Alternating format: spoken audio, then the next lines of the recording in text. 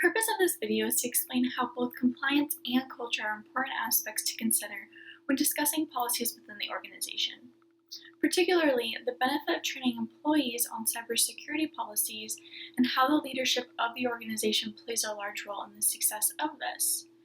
This topic is important for the organization's leadership to consider because restaurants are becoming much more reliant on technology, which means the practices and standards in place need to be taught to the employees for better situational awareness.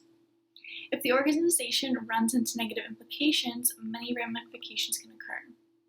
Those can include financial loss, fines and penalties, or a damaged reputation. These possibilities are going to be further discussed later in this video, but first we're going to discuss the culture of compliance that already exists with regulations within the organization.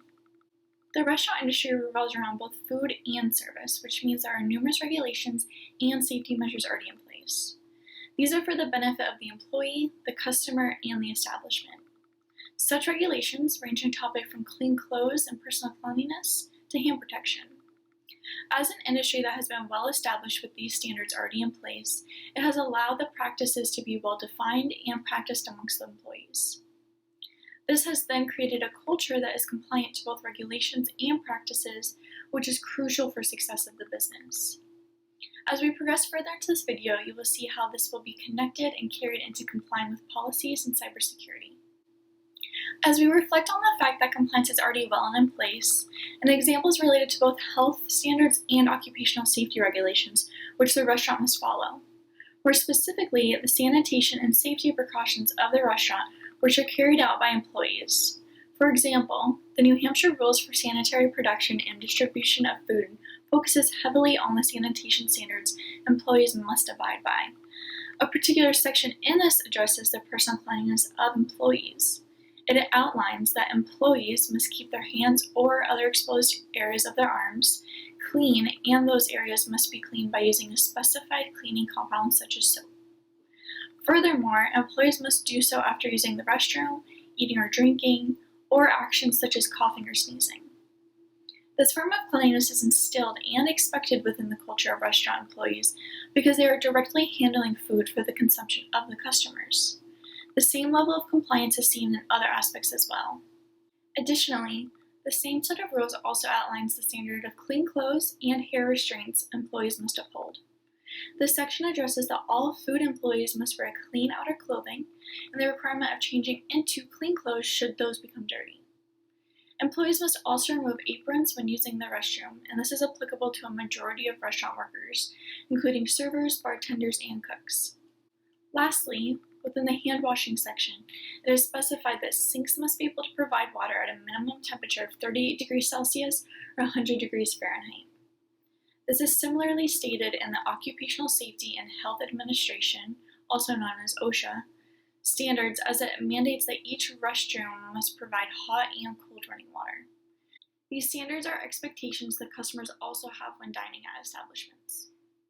These principles have become ingrained into the culture of the restaurant industry because the employees have been taught to comply with these rules and to expect these as minimum standards. Not only would it be poor service to arrive with a dirty apron, but it would directly reflect on the values the establishment is sustaining. Additionally, there is importance placed on maintaining sanitary conditions within the establishment through removal processes. As outlined in OSHA, it mandates for items such as garbage, sweepings, or waste to be removed in a way that does not create a health threat. In restaurants, this regulation can be practiced through removing trash through the back of the building versus the front by disposing of food waste in the appropriate trash versus in the dining area of the restaurant. These are just a few examples by which the regulations are established within the expectations and duties of the employees. One more example which relates to the practice of compliance is employee hand protection. Within the standard, it requires all employees who may come into contact with sharp objects and be more prone to lacerations to wear appropriate hand protection, and this is decided by the employer after identifying possible hazards. A common example of this in restaurants is requiring cooks to wear gloves when using knives, as well as bartenders who have to prepare and cut fruit by also using a knife. This is seen quite frequently and is a classic example of occupational safety precautions. This type of precaution has become ingrained within the responsibilities of the job position, where their employees are not relating to the OSHA requirements, but to the culture of compliance within the restaurant itself and the expectations that are set. In just a few different instances, it's apparent to see how compliance is part of the culture in restaurants. This culture is first established during the training process where the expectations of the employer are set going forward, and it is demonstrated how those carry into their daily responsibilities. So what would happen if the restaurant industry did not cultivate this type of culture with compliance? In terms of food safety and health, there can be many different challenges and factors to not creating this type of culture from the start. It may lead to an unsafe working environment for the employees and possibly an unsafe eating environment for the customers, should the expectations not be established. Such factors can be related directly back to the leadership of the organization.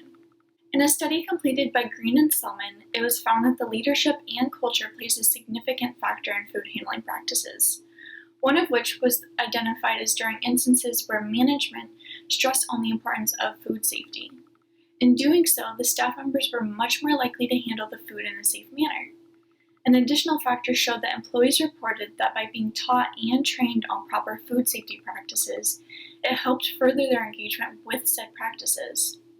This shows and supports how large of a role the business's leadership does have, and when those individuals voice their priorities, it is suggested that it will likely be a priority to the staff as well.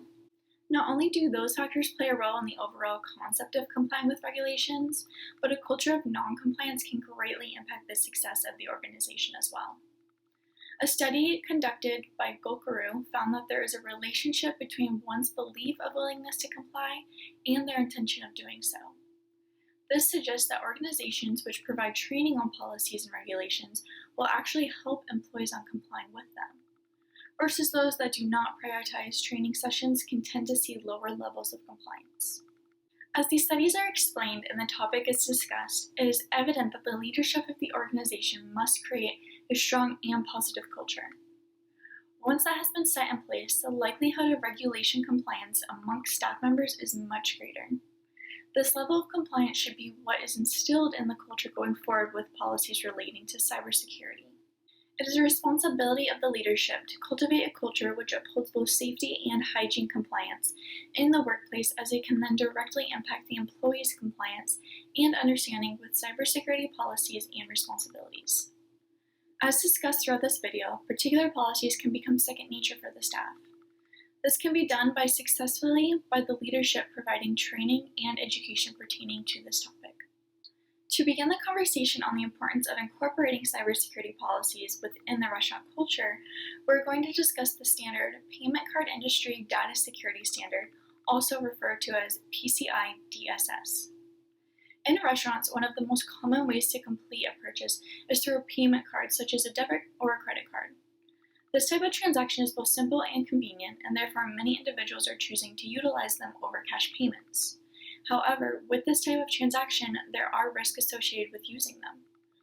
Those risks include more opportunities for fraudulent charges, as well as serving as an access door for data breaches should an incident arise. The purpose of PCI DSS is to increase the security when payment cards are used, and in order for businesses to be in compliance with this standard, there are 12 requirements that must be met. These requirements are then enforced by audits which take place, and ultimately, these will help in eliminating the possibility of a security breach taking place.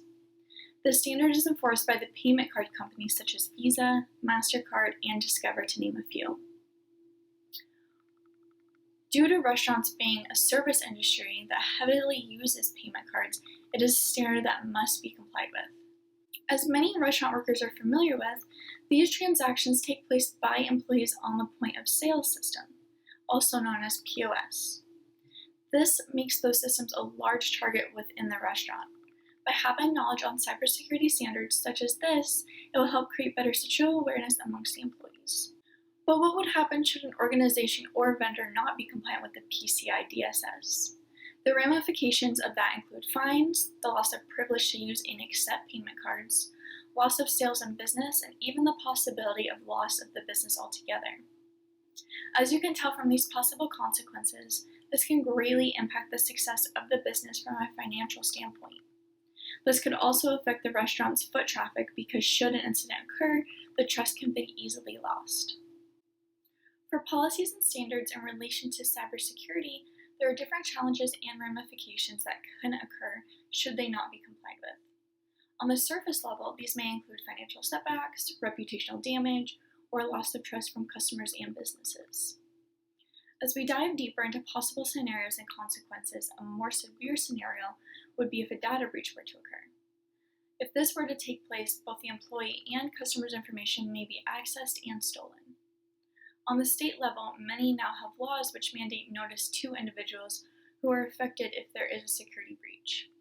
This would entail if it resulted in the access to their personal information, such as name, date of birth, or other identifying information.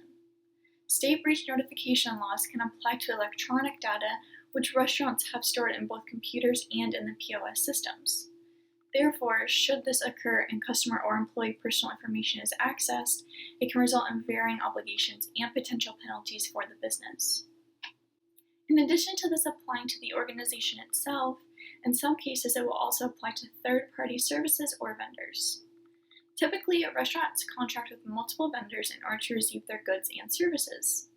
A state security breach notification law may require third parties to also notify the individuals of their services should an incident occur, which is why restaurants must ensure their vendor security policies are also set to an appropriate standard. Throughout this discussion, it has become evident that a business can only succeed should it be in compliance with regulation and policies. Those regulations start with the basic need to keep the restaurant and environment clean with proper sanitation, and it further grows into the need of complying with standards to minimize the possibility of data breaches. However, employees cannot be expected to start their job position already knowing this information. It is the responsibility of the restaurant's leadership to encourage and facilitate this training in a manner that will cultivate a culture to abide by such standards. As leadership acknowledges the importance of culture acceptance to cybersecurity policies, it will further ensure safety of the organization. This is likely to consist of implementing more training and discussions pertaining to these topics and encouraging situational awareness amongst the staff.